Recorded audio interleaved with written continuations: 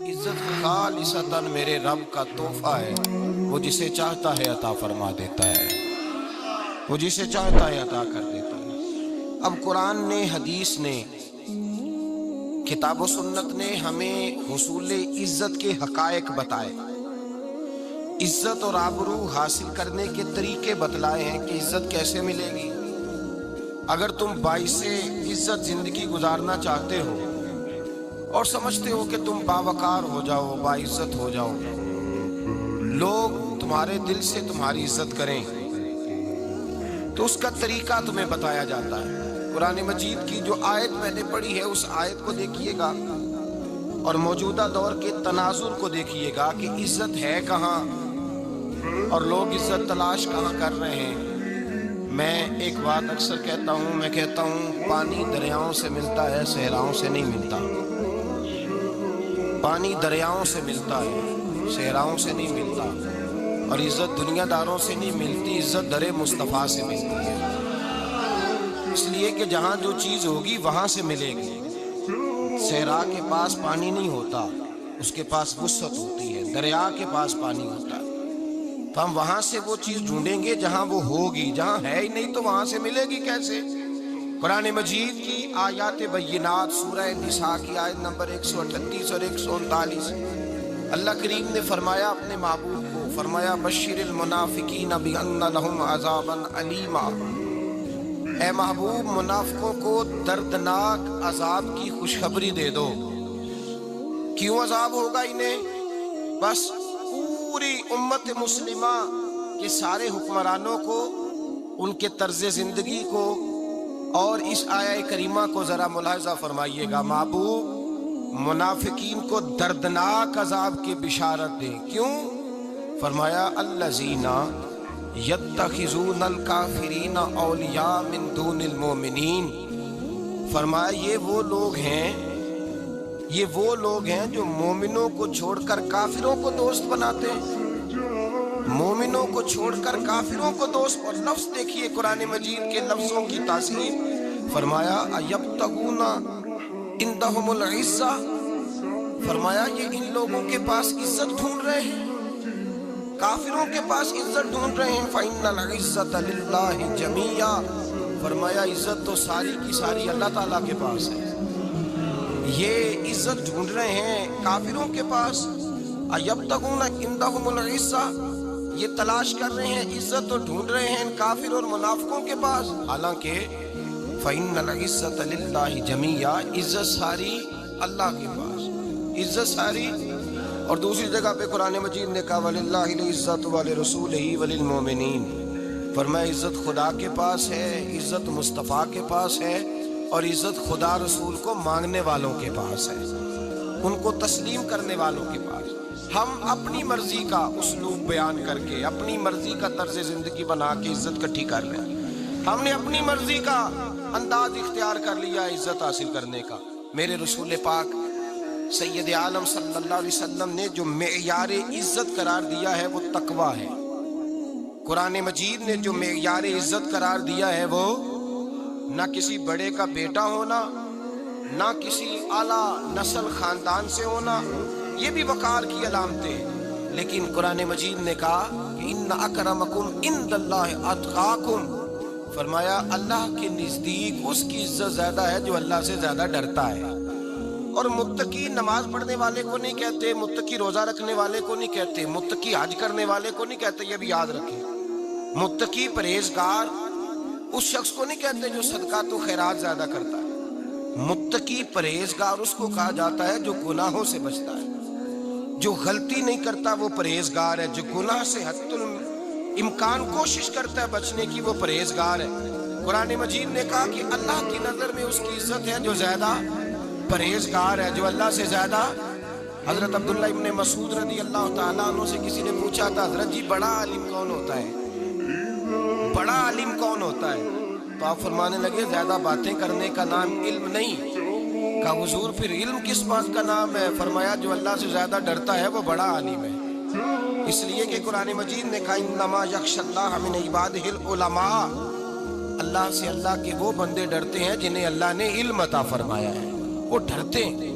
تو عزت کا پہلا معیار ہم سمجھتے ہیں بڑی گاڑی، نوکر چاکر، آنا جانا، یہ سارے باعث عزت ہیں۔ قرآن مجید نے کہا نہیں، تو اگر سمجھتا ہے نا میں وہ نواب خاندان سے ہوں، چودھری ہوں، تو میں باعث عزت ہوں۔ میرے رسول پاک سید عالم صلی اللہ علیہ وسلم نے میدان عرفات میں کھڑے ہو کر جب خطبہ دیا، اس خطبے میں بھی نبی پاک نے معیار عزت قائم فرمایا۔ ہم اپنے اپنے معیار بنائے بیٹھے ہیں، میری برادری بڑی تو میں عزت والا ہوں، میرا قبیلہ بڑا تو میں عزت والا ہوں، اس شہر میں میرے لوگ بڑے تو میں عزت والا ہوں۔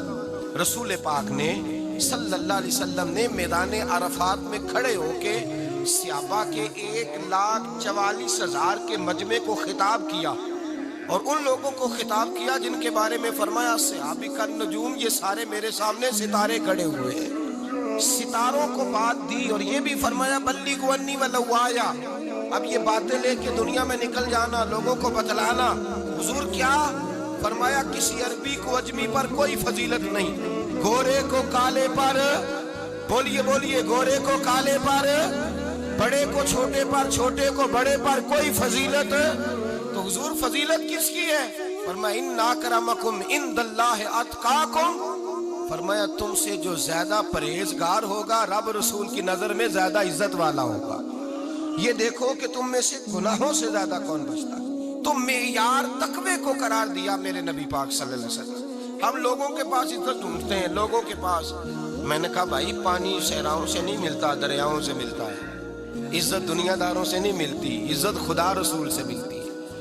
دنیا داروں کے پاس لوگ معاذ اللہ تعالیٰ ایسے ایسے کام کرتے ہیں، ایسے ایسے کام عزت پانے کے لیے، ایسے ایسے غلط کام کرتے ہیں، غلط لوگ ناجائز حربے استعمال کرتے ہیں بڑا بننے کے لیے۔ لیکن عزت بڑا وہی بنے گا جسے خدا بڑا بنائے گا۔ عزت وہی بنے، اسی کو ملے گی جو تقوی کا راستہ اختیار کرے گا۔ اگر غلط راہیں اختیار کر کے لوگ عزت پا سکتے، آج لوگوں نے ناجائز پیسہ اکٹھا کیا، بڑی بڑی بلڈنگوں میں بیٹھ گئے تو پھر عزت مل گئی ہے؟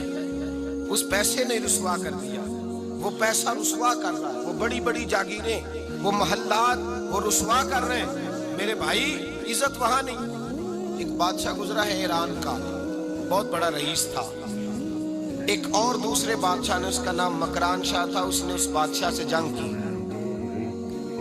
جب ایران کے اس بادشاہ سے جنگ کرنے کے لیے پہنچا نا، تو یہ جو مکران شاہ اس زمانے میں نوجوان تھے تو حسین و جمیل بڑے تھے، بڑے خوبصورت تھے، بادشاہ بھی تھے۔ اب جس بادشاہ سے جنگ کرنے گئے وہ کمزور پڑ گیا، بوڑھا آدمی تھا، اس کی فوجیں کچھ بھاگ گئیں۔ اب اس نے نا جان چھڑائی، بہت بڑا قلعہ تھا، قلعے ہوتے تھے، چھوٹی اینٹ کی دیوار بنتی تھی بڑی اونچی، اور آپ نے دیکھے ہوں گے لکڑی کے دروازے ہوتے تھے بڑے بڑے۔ وہ قلعے کے اندر بند ہو گیا بادشاہ۔ اب وہ خفیہ اس نے جگہ رکھی ہوئی تھی، بادشاہوں نے بنایا ہوتا تھا کہ جب ہم نے بھاگنا ہے، اگر بھاگنا پڑا تو چھپنا کہاں ہے، وہ پہلے سے ہی رستہ تیار کر کے رکھتے تھے۔ اس نے وہ قلعہ بنایا ہوا تو چھپنے کے لیے چھپ گیا۔ اب مکران شاہ کہتا ہے کہ میں نے سخت جدوجہد کی، سخت، یہ کوئی رستہ مل جائے اندر جانے کا، یہ باہر نکلے، لیکن وہ کوئی رستہ ہی نہ ملا۔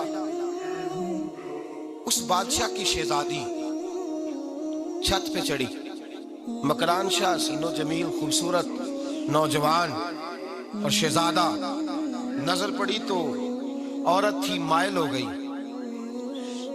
اس نے پیغام دیا، رکا لکھ کے بھیجا، کہنے لگی اگر تو میرے ساتھ شادی کا وعدہ کرے تو میں تجھے خفیہ رستہ بتا دوں گی اندر آنے کا، اس لیے کہ باپ تو میرا اب کمزور ہو ہی گیا ہے، اور پھر تو نوجوان ہے اور تیری خوبصورتی اور تیرے جاہو جلال نے مجھے مائل کر لیا ہے۔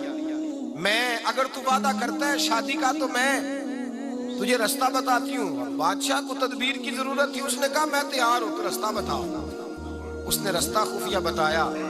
وہ مکران شاہ کہتے ہیں میں وہاں سے اندر گھسا، بادشاہ کو پکڑا، اس کے باپ کو قتل کیا، اس کے علاقے پہ قبضہ کیا، اس عورت کو لیا، آ گیا، شادی کر لی۔ ایک رات بستر پہ لیٹے تھے، اٹھ کے بیٹھ گئی شہزادی، کہنے لگی بستر پہ کچھ چیز ہے؟ اس نے کہا کچھ بھی نہیں، میں نے خود دیکھ کر بچھایا۔ کہا نہیں کچھ ہے؟ کہا کچھ نہیں، میں نے دیکھ کے بچھایا ہے، عزت ڈھونڈنے نکلی ہے، باپ تو میرا اب کمزور ہو گیا، تو میں میں کوئی بڑی جگہ دیکھوں. ملت کے جوان بھی کہتے ہیں بڑی جگہ شادی کروں, بچیاں بھی کہتی ہیں بڑی جگہ ملنی چاہیے. غریب آدمی عزت کرتا ہے, کمزور آدمی عزت کرتا ہے. جو بہو زیادہ جہیز لے کے آتی ہے وہ روٹی پکا کے نہیں دیتی. یاد رکھنا, جو کسی غریب گھر سے آتی ہے وہ جھک کے سلام کرتی ہے, اسے عزتوں کا پاس ہوتا ہے. میں سب امیروں کو برا نہیں کہتا, اللہ ماشاءاللہ اچھے اچھے لوگ بھی, لیکن یاد رکھنا لوگ سیڑھی لے کے, مرد عورت کی دولت کی سیڑھی پر اوپر جانا چاہتا ہے, عورت مرد کی. انجام کیا ہے؟ لیٹے ہوا ہے بادشاہ بستر پر, بیوی کہنے لگی کچھ ہے, کہنے لگا میں نے جھاڑ کے دیکھا کوئی شے نہیں. لگا ہے کوئی چیز؟ عورت سر پٹائی, کہنے لگی دیکھو تو صحیح. اس نے اوپر سے چادر جو اٹھائی, بیڈ شیٹ جو اتاری, تو نیچے سے ایک دھاگا نکلا. ہاتھ پھیرتے تھے تو نظر نہیں, دھاگا نکلا. کہنے لگا تو اتنی نازک مزاج ہے کہ ایک دھاگا نہیں برداشت ہوا. تو کہنے لگی میرا باپ مجھ سے بڑا پیار کرتا تھا, بڑی محبت کرتا تھا, 4 کنیزائیں تھیں. وہ کہتا تھا میری بیٹی جب بستر پہ سوئے تو چادر میں بال نہیں ہونا چاہیے, اسے تکلیف ہوتی ہے. بڑا پیار کرتا تھا, محبت کرتا تھا, تو میرا بستر وہ بڑا کھینچ کھینچ کے بچھایا کرتی تھی. اس لیے تو میں نے جب باپ کمزور ہوا تو میں نے کہا میں بغیر دولت اور ثروت اور حکومت کے رہ نہیں سکتی, تو میں تبھی تو تیرے پاس آ گئی. بادشاہ نے کہا اٹھ ذرا میرے بستر سے, باہر آ. جب باہر اس کو لایا تو غلام سے کہنے لگا اس کے بال گھوڑے کے ساتھ باندھ لو اور اس کو کھینچو, اتنا کھینچو کہ سارے شہر میں گھماؤ رات کے وقت, اور جب مر جائے ہڈیاں ٹوٹ جائے تو مجھے خبر دینا.